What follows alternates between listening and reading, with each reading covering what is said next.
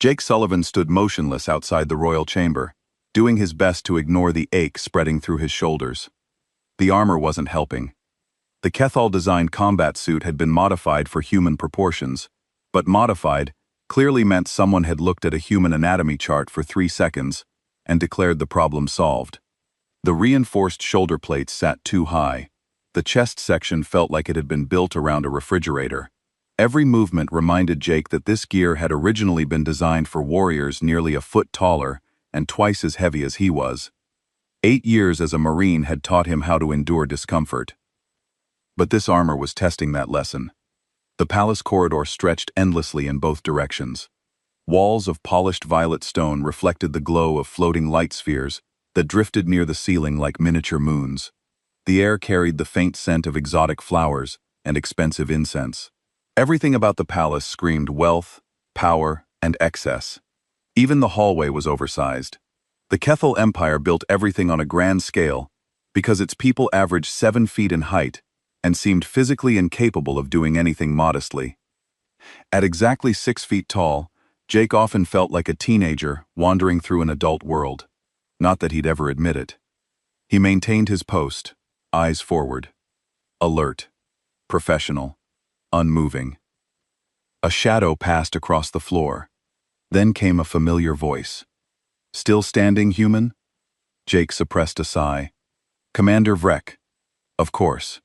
The towering officer strode down the corridor without breaking pace. His deep blue scales almost appeared black beneath the palace lighting, and his orange eyes gleamed with amusement. His upper arms folded across his chest. A gesture Jake had learned was the Kethal equivalent of a smirk. "I assumed you would have resigned by now," Vrek continued. "There are easier ways for humans to earn credits." Jake kept his gaze forward. "There are easier ways for Kethal commanders to annoy people too, sir." The commander's steps slowed. Jake could practically feel the alien staring at him. Then came a low, rumbling laugh. "You humans are strange. That's what everyone keeps telling me." Vrek stopped beside him and looked toward the massive doors of the royal chamber. "You've been here 6 months. His tone shifted slightly. Less mocking, more curious. "Most off-world guards request reassignment after a few weeks. Yet you remain." Jake finally glanced toward him. "Maybe I'm stubborn." The commander's sharp teeth flashed briefly. "No." His orange eyes narrowed. "That's not it." For a moment, neither spoke. Beyond the royal doors waited the most powerful individual in the empire. Thousands of guards competed for the honor of serving near the royal family. Yet somehow a human outsider had earned a permanent position. Many Kethal officers still found that fact irritating. Others found it suspicious. Vrek found it interesting. "One day," the commander said quietly, "I think I'm going to discover what you're really doing here." Jake smiled. A calm, easy smile that somehow made the giant alien even more suspicious. "Good luck with that, Commander." Vrek stared at him for another second before shaking his head. Then he continued down the corridor. As the commander's footsteps faded into the distance, Jake returned his attention to the royal chamber doors. Outwardly, he looked like nothing more than a human security contractor. Just another guard standing watch. But hidden beneath the oversized armor, Jake carried secrets that could shake an empire. And before this day was over, those secrets might not stay hidden much longer. Jake kept his eyes forward. "No, sir. Still here." Fick made a sound like grinding rocks, which was Kethal laughter. 1 month. You have lasted 1 month. The betting pool says you will not make it to 2. He walked away, his heavy footsteps echoing down the corridor. It was true that Jake was the first human to ever serve in the Royal Guard. It was also true that nobody wanted him here, except the politicians who thought it would look good for species relations. The other guards treated him like a mascot at best, and a liability at worst. They were warriors from the military caste, bred and trained from birth.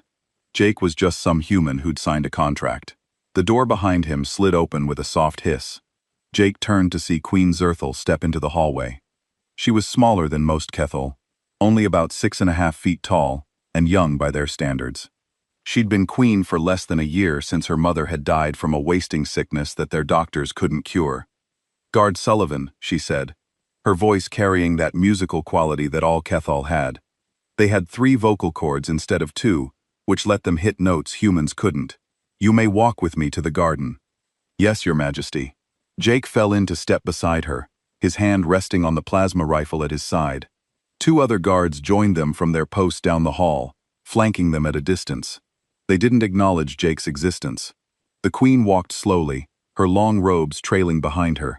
She wore silver today, which meant she was receiving the colonial governors later. Jake had spent his first week memorizing what all the colors meant. It was part of the cultural training packet they'd given him, along with 17 different rules about eye contact and posture, and when he was allowed to speak. "How are you finding the palace?" the Queen asked. Jake was surprised she was talking to him.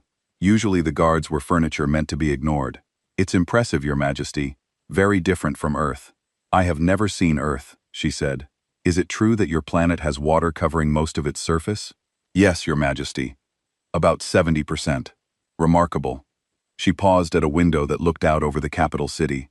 Towers of crystal and metal stretched toward the sky, and flying vehicles zipped between them like insects. "My people come from a dry world. Water was always precious to us." The idea of ocean seems almost wasteful. Jake didn't know what to say to that, so he just nodded. The Queen turned to look at him. Her eyes were large and golden with vertical pupils like a cat. "The other guards do not treat you well."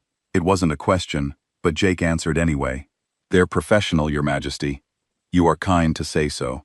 She resumed walking. "My mother believed that the Empire needed to change. She thought we relied too much on tradition, that we needed new perspectives. That is why she began allowing other species into positions that were once only for Kethal." "I'm honored to serve," Jake said, because that seemed like the right thing to say. "Are you?" The Queen glanced at him. "Even when you are treated as less than you are." Jake thought about that. "My grandmother used to say that respect is earned, not given. Maybe I just haven't earned it yet." The Queen made a soft humming sound. "Perhaps. Or perhaps some people will never give respect to those they consider beneath them, no matter what is earned." She stopped walking. They had reached the garden, a vast open space filled with plants from a dozen worlds. "Thank you for your honesty, Guard Sullivan. You may wait here." Jake took up position by the entrance while the Queen walked into the garden. The other 2 guards positioned themselves at different points, creating a triangle of coverage. They still didn't look at Jake. The day continued like that. Jake stood at his posts, walked his patrols, and tried not to think about how much the other guards disliked him. He ate his meals alone in the human quarters, a small section of the palace set aside for the handful of humans who worked there. Ambassador Amy Harrison sometimes joined him, but today she was off-world for some conference. That evening, Jake was walking the north corridor when he ran into Prince Korath. The prince was the Queen's uncle, her mother's younger brother, and he'd expected to inherit the throne before the old Queen had chosen her daughter instead. He was massive, even for a Cathal, nearly 8 feet tall, and broad across the shoulders. "The human guard," Korath said, blocking the hallway. His voice was deeper than the Queen's, more aggressive. "Tell me, small creature, do you truly believe you could protect our Queen if danger came?" Jake kept his voice neutral. "I would do my duty, Your Highness." "Your duty?" Kor laughed a harsh sound. "You cannot even lift a warrior sword. You cannot wear proper armor. You are decoration, nothing more." My niece's foolish gesture to her mother's memory. "I respectfully disagree, Your Highness." Korath's eyes narrowed. "You have spirit. I will grant you that. But spirit does not stop blades or turn aside weapons. When the time comes, you will break like all soft things break." He pushed past Jake, his shoulder knocking Jake back a step. Jake watched him go, a cold feeling in his gut. That hadn't felt like casual contempt. That had felt like a threat. 3 days later, Commander Rek called a meeting of all the guards. They gathered in the training hall, a huge room with weapons lining the walls and combat circles marked on the floor. Jake stood at the back as usual. "We are deploying to the Summer Palace," Rick announced. "The Queen will host a diplomatic summit there in 1 week. All colonial governors will attend, as well as representatives from the other species in the Empire. Security will be at maximum level." A guard near the front raised one of his 4 hands. "What is the threat assessment?" "Standard for a large gathering," Rex said. "However, there has been unrest in the outer colonies. Some governors have been slow to send their tribute. We must be prepared for anything." After the meeting, Jake tried to approach Rek with a question about the deployment schedule, but the commander waved him off. You will be assigned to interior posts, human. We cannot risk having you in any critical position. Sir, I'm qualified for what? You are qualified for what I say you are qualified for. Bree's voice was hard. You will guard hallways and stand at doors. The real work will be done by real warriors. Jake bit back his response and nodded. There was no point arguing. The flight to the Summer Palace took 6 hours on the royal transport. Jake spent most of it looking out the window at the landscape below. The moon of Kethal Prime was terraformed centuries ago, covered in forests and lakes that looked almost Earth-like from above. The Summer Palace sat on an island in the middle of a vast inland sea, all white stone and golden spires. When they landed, Jake was immediately assigned to the most boring post possible, standing outside the Queen's personal chambers on the residence level. It was quiet up there, away from all the activity of the main palace, just him and his thoughts. The summit began 2 days later. Jake watched from his post as delegates arrived, species he'd only seen in briefings.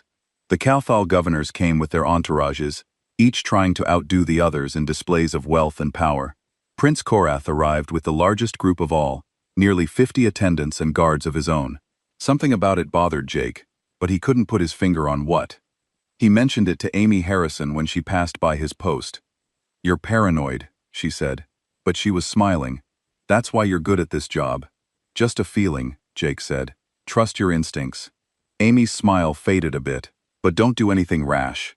The political situation here is delicate. The Queen is still consolidating power, and Prince Korath has a lot of support among the traditionalists. Understood. That night, Jake couldn't sleep.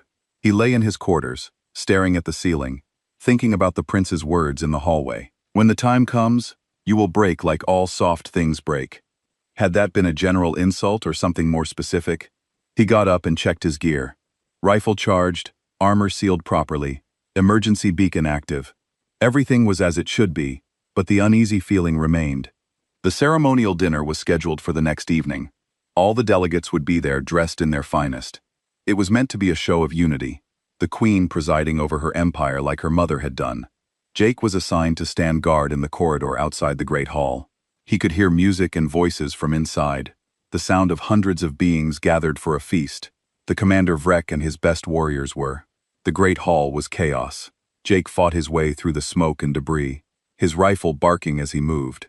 Dead and wounded lay everywhere, delegates and guards alike. The attackers wore no insignia, but they moved like professional soldiers. This had been planned. Commander Rex's voice crackled over the comm, and Jake's helmet. All guards fall back to secondary position. Protect the Queen. Move now. Jake saw Rek ahead, his forearms working 2 weapons at once as he laid down covering fire. A group of guards had formed a protective circle around Queen Zerthiel, who looked shaken but unheard. Her silver robes were torn and stained with ash. Sullivan Frick shouted when he saw Jake with us. Move! They fought their way through the palace, the attackers pressing them from multiple directions.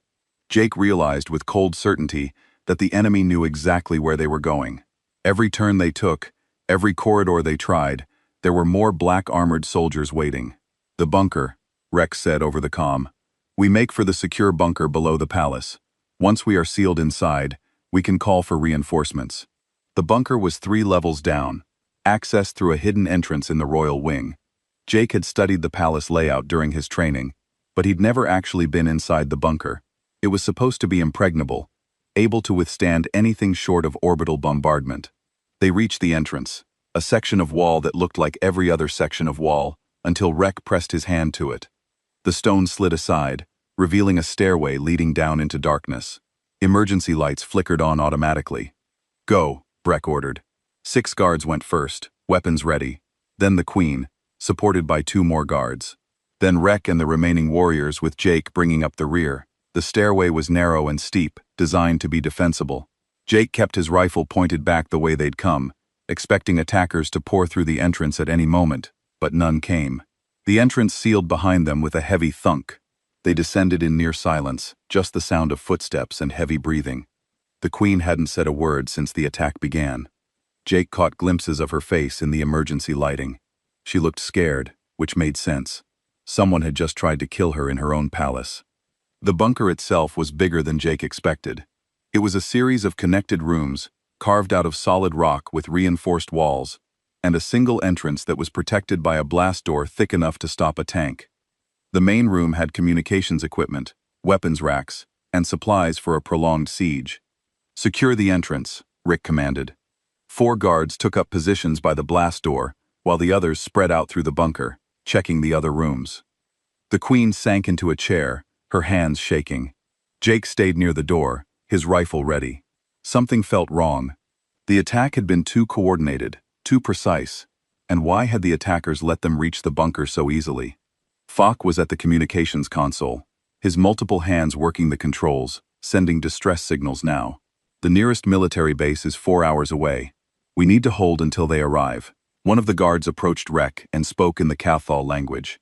Too fast and quiet for Jake to follow with his limited knowledge. Frek's expression changed, his orange eyes widening slightly. "Are you certain?" Rek asked in the same language.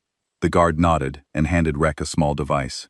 Frick stared at it for a long moment, then looked around the bunker at his warriors. Some of them were watching him, Jake noticed, waiting for something. The commander's posture changed. He straightened, his forearms relaxing.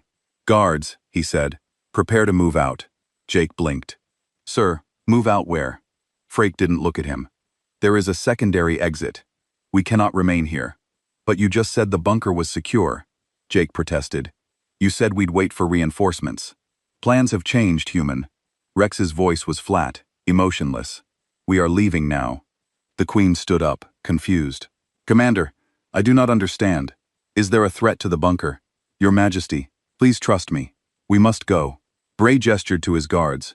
They moved toward a door at the back of the main room, one Jake hadn't noticed before. "Where does that lead?" Jake asked. "To the old mining tunnels beneath the palace. They connect to the surface 3 kilometers from here. We can escape through them." Breck walked toward the door, and his guards followed.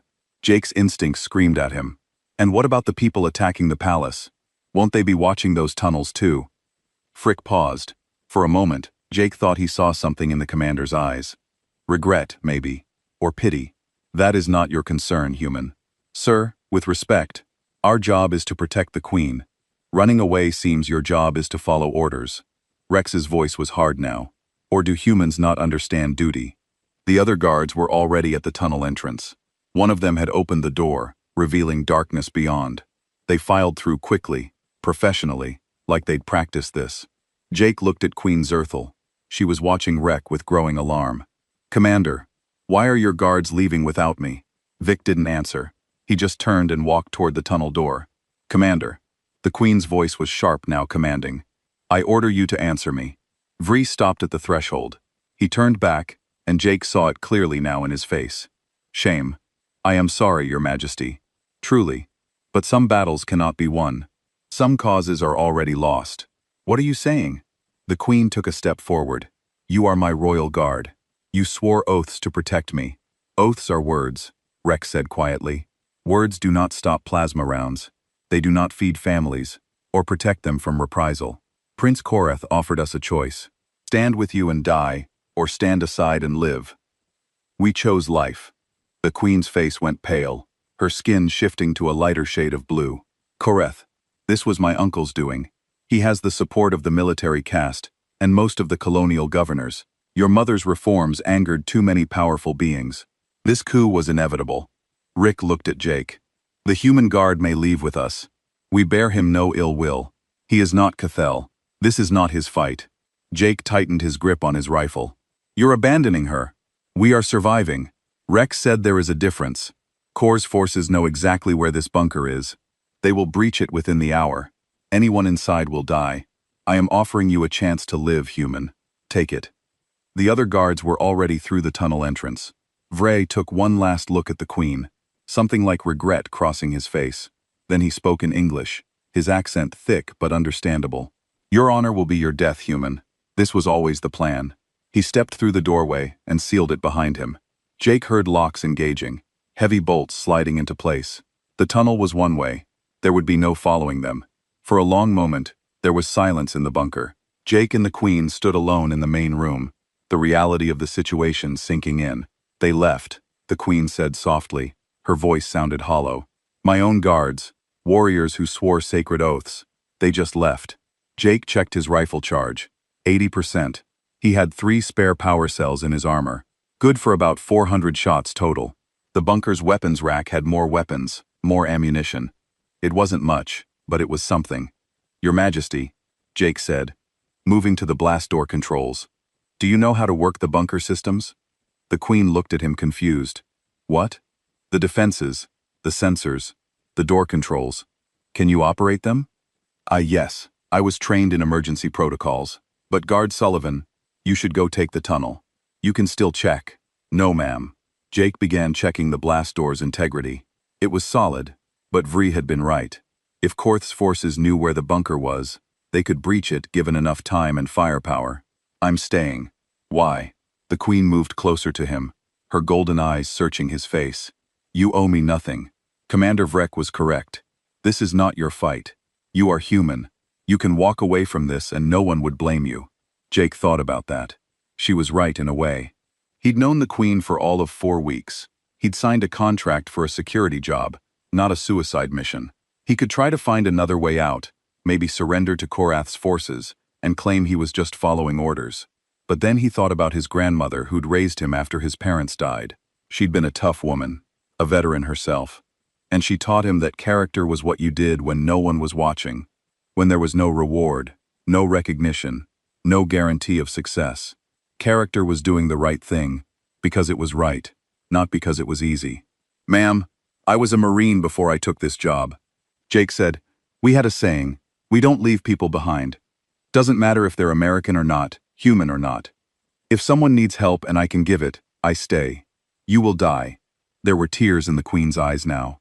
Something Jake hadn't known Kethel could do. We will both die. My uncle will kill us. Maybe. Jake moved to the weapons rack and started pulling down rifles and power cells, building a defensive position near the blast door, but he's going to have to work for it. A sound came from outside the bunker, distant but growing closer. Footsteps, lots of them. The Queen stood frozen for a moment, then seemed to gather herself. She wiped her eyes and moved to the communications console. If we are making a stand, we should at least make it a proper one. I can access the bunker's automated defenses from here. There are turrets hidden in the walls outside the blast door. The blast door held through the first assault. Jake watched on the security monitors as armored soldiers tried to force it open, then fell back when the automated turrets opened fire. 3 bodies lay on the floor outside before the attackers retreated around the corner. They are probing our defenses, the Queen said from the communications console. She'd pulled up tactical displays showing the bunker status. Testing to see what we have. Standard approach, Jake agreed. He was checking his ammunition and planning his next moves. The bunker was defensible, but it wasn't perfect. The blast door was the choke point, the only way in. That was good and bad. Good because the attackers couldn't flank them. Bad because once that door came down, they had nowhere to retreat. The second assault came 15 minutes later. This time, the attackers used a different tactic. They sent in a small robot barely 2 feet tall that scuttled forward on 6 legs. Jake spotted it on the monitors and swore. What is that? The Queen asked. Breaching charge. Probably electromagnetic. Jake aimed carefully at the camera feed and watched the robot. It reached the blast door and attached itself to the surface. Get away from the console now. The Queen jumped back just as the charge detonated. The electromagnetic pulse fried the automated turrets and most of the bunker's electronic systems. Emergency lighting kicked in, bathing everything in red. Well, that's not good, Jake muttered. He pulled out a small device from his kit, a manual DAR monitor his old sergeant had taught him to carry. It was low-tech, just a fiber optic cable he could slip under the door to see what was on the other side. He ran to the blast door and fed the cable through. The monitor showed exactly what he expected. Soldiers setting up heavy equipment, preparing to cut through the door. They had time, but not much. Your Majesty, I need you to tell me everything this bunker has. Every weapon, every defensive system, every piece of equipment that might help us. The Queen moved through the bunker rooms quickly, taking inventory. Jake used the time to prepare. He grabbed every plasma rifle from the weapons rack, lining them up near his position. When one overheated or ran out of charge, he'd grab the next.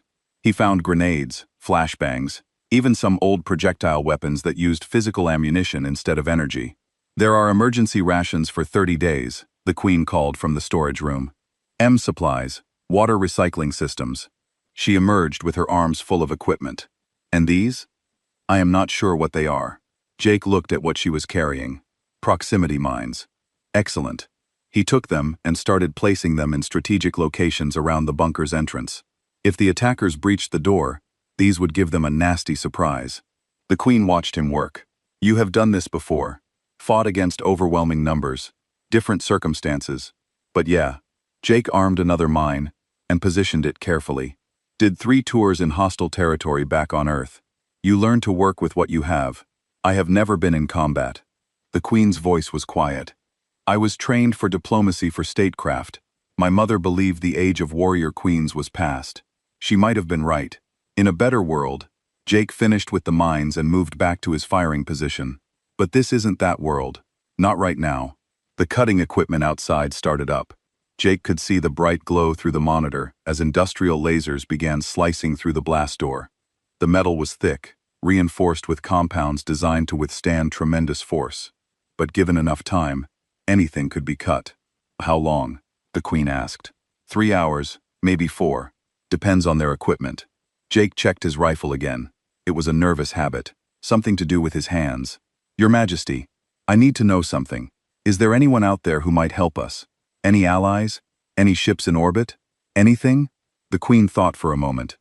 Ambassador Harrison might be able to reach the human fleet, but communications are blocked, and she may not even know what has happened yet.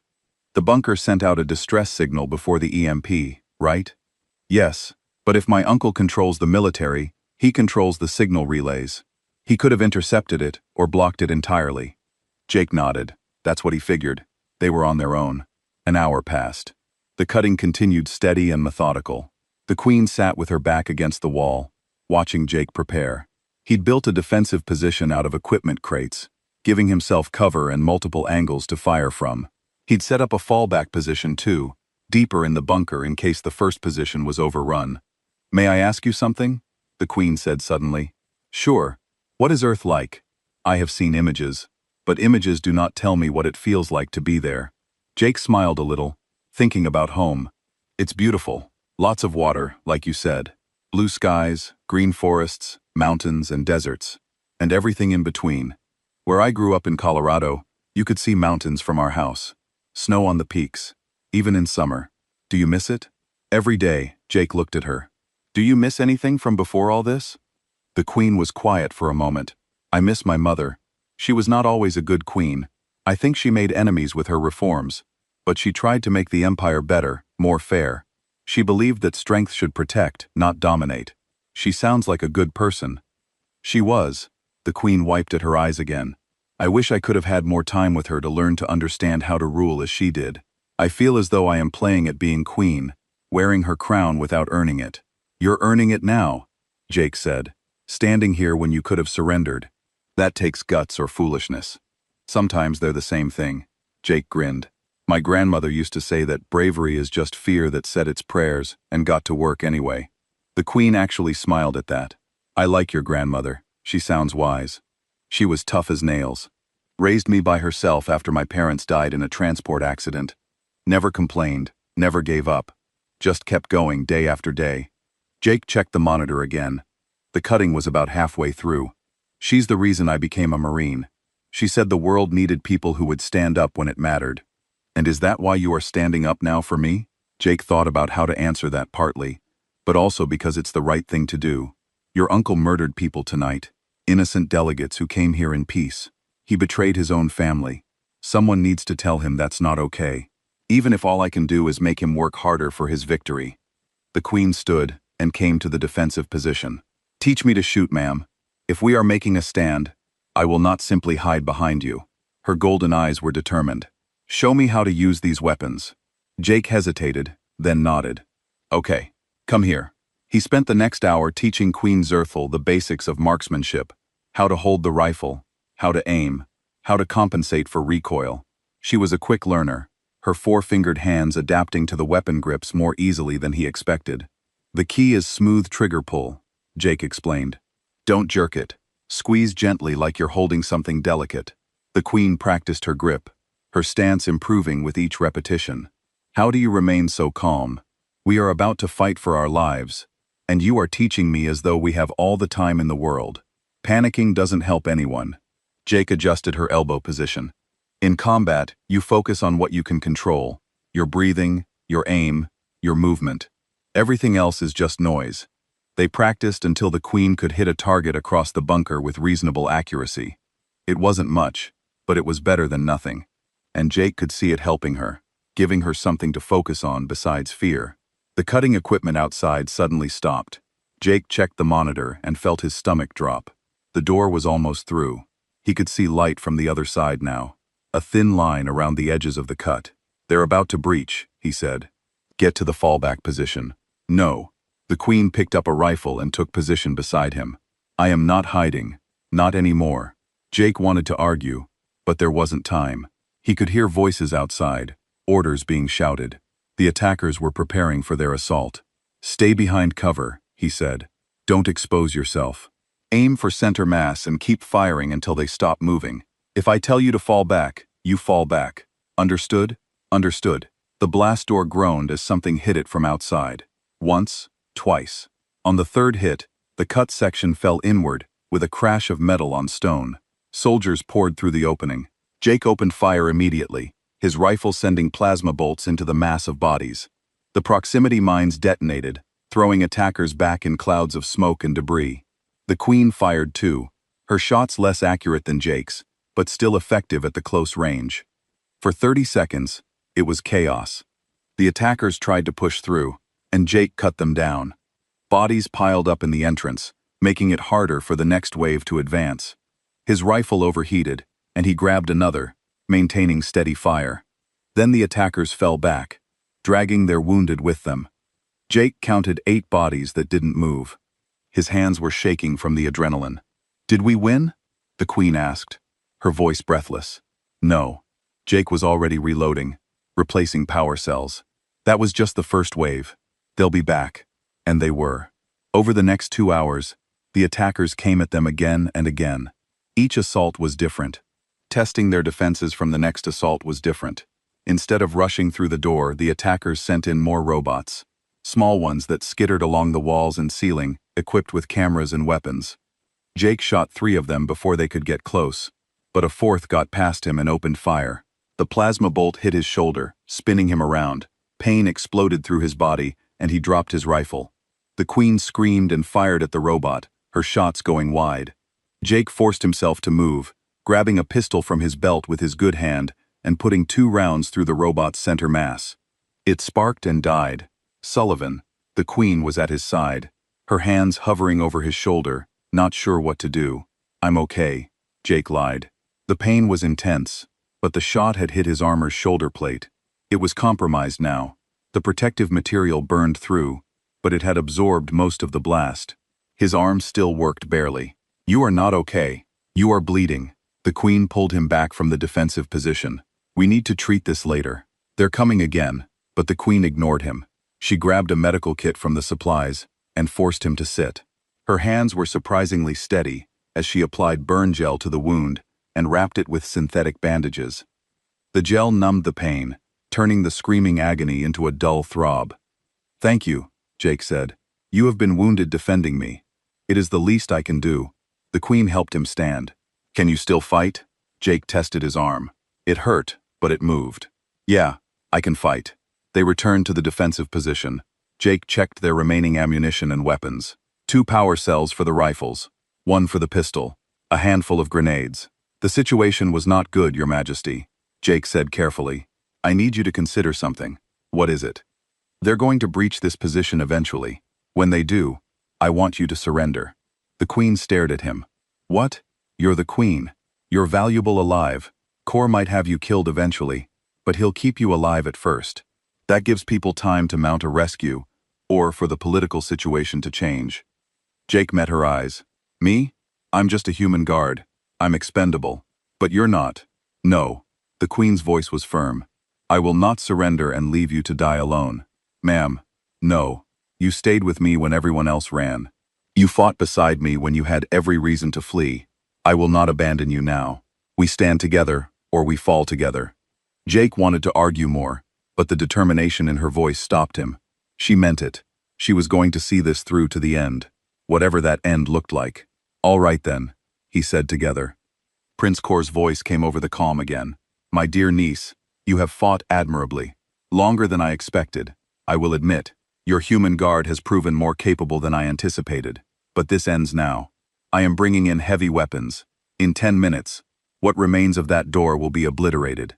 You cannot survive that." The queen grabbed the commune. "Then you will have to kill your own niece, uncle. Is that the legacy you want? The prince who murdered family to take power. History is written by victors," Korath replied. "And I have already won. Goodbye, Zarathil." The comm went silent. Jake and the queen looked at each other. 10 minutes. That was all they had left. "I want you to know something," the queen said. "In the short time we have known each other, you have shown me what true honor looks like. Not the ceremonial honor of oaths and traditions, but real honor, the kind that acts when action is needed." "I'm just doing my job," Jake said. "No, you're doing far more than that." She smiled sadly. "If we had more time, I would have liked to learn more about humans, about Earth, about what makes your people so stubborn and brave. Maybe you still will. Maybe the wall exploded. Not the blast door, the actual wall, 30 feet to the left of their defensive position." Jake barely had time to process what was happening before debris rained down on them. Something must have hit his head, because suddenly he was on the ground, his ears ringing, dust and smoke everywhere. He tried to stand, but his legs wouldn't work right. His vision swam through the smoke. He could see figures moving, lots of them. The queen was somewhere nearby. He could hear her coughing. Jake's hand found his pistol. He raised it, trying to aim at the advancing shapes. His arm felt like it weighed 1,000 pounds. He fired once, twice, missed both times. A soldier appeared through the smoke rifle, pointed at Jake's head. This was it. This was how it ended. Then something strange happened. The soldier's head snapped back, and he fell. Another soldier appeared, and the same thing happened. Jake could hear weapons fire now, but it wasn't coming from inside the bunker. It was coming from outside, from the hole in the wall. "Hold your fire. Friendlies incoming." The voice was speaking English, accented but clear. A figure dropped through the hole in the wall, moving fast. Combat armor, but different from what the attackers wore. Heavier, bulkier. The kind of armor human Marines used for heavy assault operations. More figures followed. Jake counted 6 of them, all in human armor, all carrying human weapons. They moved through the bunker with practiced efficiency, clearing corners and checking threats. One of them knelt beside Jake. The helmet retracted, revealing a woman's face, dark skin, and short hair. She had sergeant stripes on her collar. "You guard Sullivan?" she asked. Jake managed to nod. "Yeah, that's me. Sergeant Kate Morrison, Colonial Marines attached to the frigate Liberty. We got your distress call. Sorry it took so long to get here." She looked around the bunker, taking in the bodies, the damage, the signs of the long battle. "Hell of a stand you made." The queen managed to say. "Is she?" "We got her. She's okay. Shaken up, but okay." Morrison helped Jake sit up. "Can you walk? Give me a minute." Morrison turned to her squad. "Perimeter secure. Get the medac in here, and somebody find whoever's in charge of this mess, and tell them the humans are not happy." Through the smoke and dust, Jake could see Queen Zerthal being helped by another Marine. She looked dazed but uninjured. When she saw Jake, her face lit up with relief. More soldiers were pouring into the bunker now, human and Kethel both. Jake recognized some of the Kethel uniforms as military forces loyal to the Queen. The coup was over, or at least this part of it was. Morrison's medic, a young guy named Pete, started working on Jake's wounds. The shoulder burned, the head wound he hadn't even known he had, various cuts and bruises from the fight. Pete worked quickly and efficiently, applying advanced medical foam and injecting him with something that made the pain fade to almost nothing. "You're going to be okay," Pete said. "Nothing here that won't heal, though. You're going to have some impressive scars." Jake barely heard him. He was watching the Queen, who was arguing with a Kethal officer about something. Even now, covered in dust and exhausted, she carried herself like royalty. She'd been terrified when the attack started, but she'd found her courage when it mattered. The Queen finished her conversation and made her way over to Jake. The Marines gave her space, recognizing authority when they saw it. "Guard Sullivan," she said formally. Then her composure broke and she knelt beside him, taking his hand in both of hers. "You saved my life. You held them off until help could arrive. I do not have words to properly thank you. Just doing my job, Your Majesty." "No." She squeezed his hand. "You stayed when my own guards fled. You fought when you could have surrendered. You offered to die so I might live. That is not just duty. That is something greater." Jake didn't know what to say to that. Fortunately, Sergeant Morrison interrupted. "Majesty, we need to get you both out of here. The palace is secure, but there might be holdouts.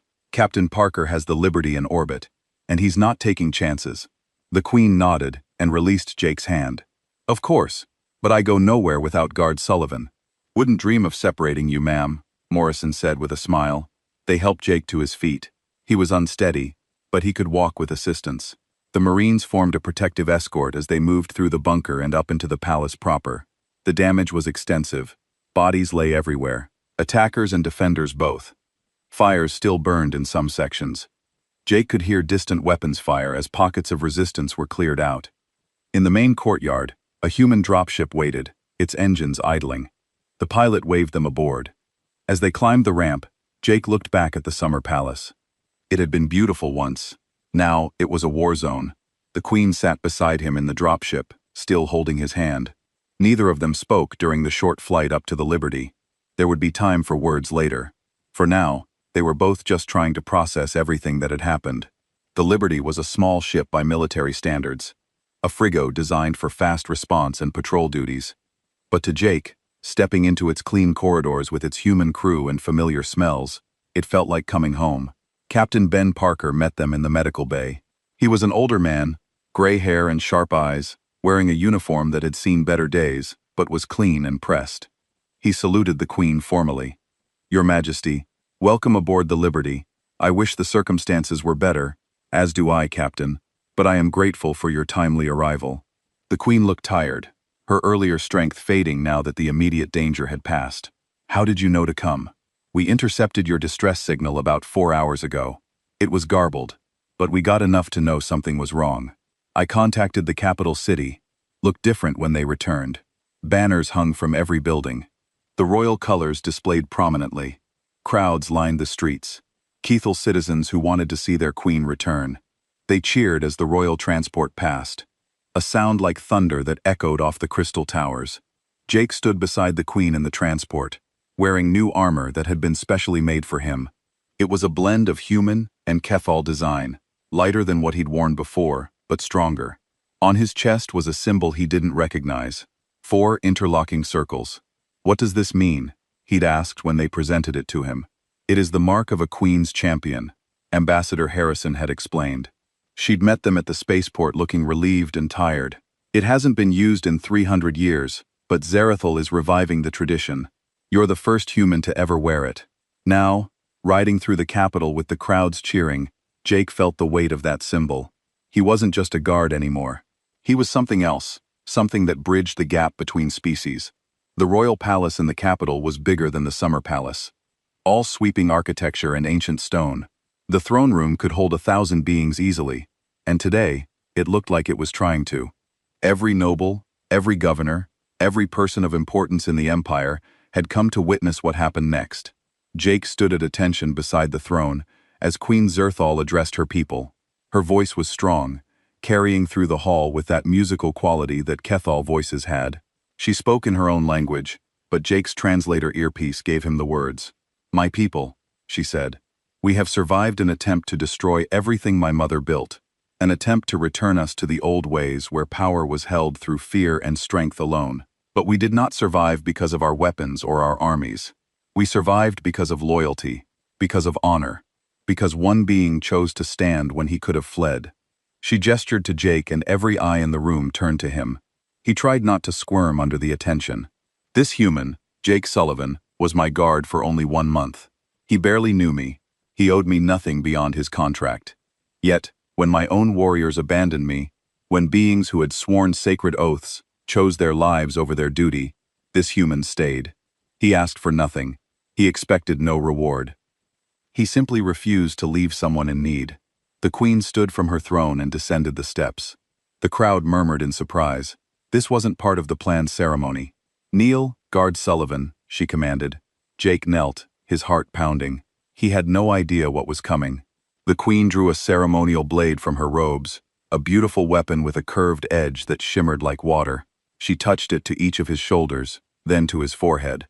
"I name you Jake Sullivan, champion of the queen, defender of the crown, and noble of the first circle. You are granted lands, title, and the authority to speak in my name. Rise, and let all know that loyalty has its reward." Jake stood, his mind reeling. Noble authority to speak in her name. This was way beyond anything he'd expected. The crowd erupted in cheers, though Jake noticed some of the nobles looked less than thrilled. Change was never easy, especially when it elevated an outsider. The ceremony continued with other business. The trial of Prince Korath and his conspirators was announced to be held before a tribunal of judges from across the empire. Commander Vray and the guards who had fled would face their own trials, charged with abandoning their posts and breaking their oaths. Jake watched it all from his position beside the throne, trying to process his new reality. After the ceremony ended and the crowds dispersed, the queen invited him to her private chambers for a more informal conversation. "You look overwhelmed," she said, pouring him a drink from a crystal decanter. It was some kind of Kethal beverage that tasted like cinnamon and honey. "That's one word for it, Your Majesty." Jake took a sip. "I'm not sure I'm qualified to be a noble. Neither am I qualified to be queen yet." "Here we are." She sat across from him, looking more relaxed than he'd ever seen her. "We will learn together, you and I, how to lead, how to rebuild trust, how to create something better than what came before." Over the next 3 days, the trials dominated every news broadcast in the empire. Jake testified at Prince Korath's trial, describing the attack and the betrayal. The courtroom was packed, beings from a dozen species watching as the evidence was presented. Prince Korath showed no remorse. He stood before the tribunal with his head high, defending his actions. "I did what was necessary," he said. "My sister weakened the empire with her reforms. She gave power to lesser species, weakened our military traditions, showed mercy to those who deserved none. I tried to save us from her folly." "By murdering innocent delegates," the lead judge asked. "By attempting to kill your own niece." "Casualties of war," Korth said dismissively. "In the old days, succession was always violent. I simply followed tradition. The tribunal didn't take long to reach a verdict. Guilty on all counts." Korthlis was sentenced to life imprisonment on a remote colony world, his titles and properties stripped away. It was a merciful sentence, considering what he'd done. The queen could have demanded execution, but she'd chosen a different path. "Let him live with his failure," she told Jake later. "Let him watch as the empire becomes everything he tried to prevent. That is a fitting punishment." Commander Rex's trial was different. The old warrior looked smaller, somehow diminished. When he testified, his voice was quiet. "I have no excuse," he said. "I was offered a choice between duty and survival, and I chose survival. I thought I was being practical, choosing life over a meaningless death. But I see now that some things are more important than life. Honor, loyalty, the trust placed in us by those we serve." He turned to look at Jake, who was sitting in the viewing gallery. "The human guard showed me what I should have been. He had less training, less experience, less reason to fight. Yet he stood when I ran. That shame will stay with me forever." The tribunal stripped Rek of his rank and banned him from ever serving in the military again. He was sentenced to 10 years of community service, helping to rebuild the parts of the capital that had been damaged in the coup. It was a lenient sentence considering, but the queen had argued for mercy. "He admitted his failure," she explained to Jake. "He took responsibility. That counts for something." The other guards received similar sentences. The empire was learning slowly that justice didn't have to mean destruction. Ambassador Harrison threw a small party at the human embassy a week after the trials ended. It was attended by human diplomats, Cathal nobles who supported the queen's reforms, and representatives from several other species. Jake found himself the center of attention, which was uncomfortable. "You've become famous," Harrison told him, handing him a glass of earth whiskey. "Every news service in the empire has done stories about you. The human who refused to run, the loyal guard. Some of the more dramatic ones are calling you the last defender. That's embarrassing. That's publicity." Harrison grinned. "Do you have any idea how much this has helped human-Keith relations? Before you, humans were seen as weak, too small, and fragile for serious work. Now we're being recruited for security positions across the empire. Our reputation has completely changed. A young Cathal noble approached them, bowing formally. "Excuse me, Champion Sullivan. I wanted to express my admiration for your actions. My family serves in the military, and your stand has become required study at the Officer Academy. You showed us that courage is not about size or strength, but about will." After he left, more people came to talk to Jake. All of them wanted to hear the story firsthand, wanted to shake his hand, wanted to tell him how inspired they were. It was exhausting. The Queen rescued him eventually, suggesting they take a walk in the palace gardens. They strolled along paths lined with bioluminescent flowers that glowed softly in the evening light. "How are you adjusting?" she asked. "Still feels surreal," Jake admitted. "A month ago, I was just a security contractor. Now I'm a noble, with lands I've never seen, and a title I don't understand. Would you prefer to go back to your old life?" Jake thought about that. "No, I don't think so. This matters more. What we're doing here, trying to build something better." "We," the Queen repeated, smiling. "I like that. Too many beings see the throne as something separate, something above them. But we are in this together. You and I, Ambassador Harrison, all those who believe the Empire can be more than it was." They walked in comfortable silence for a while. Then the Queen spoke again, her voice thoughtful. "I have been considering the Royal Guard, how to rebuild it into something trustworthy. And I want you to train them, the new recruits, the ones who will replace those who fled. Teach them what you know, not just tactics and weapons, but loyalty, honor, the things that made you stand when others ran." Jake stopped walking. "Your Majesty, I'm not a teacher. I'm just a soldier. You are exactly what I need." She turned to face him. "The old guard was taught that strength was everything, that the strong should dominate the weak, that loyalty was transactional, something bought and sold. I need guards who understand that real strength protects, not dominates, who see loyalty as a choice, not a transaction. Can you teach that?" Jake looked at this young queen who had faced death with courage. "2.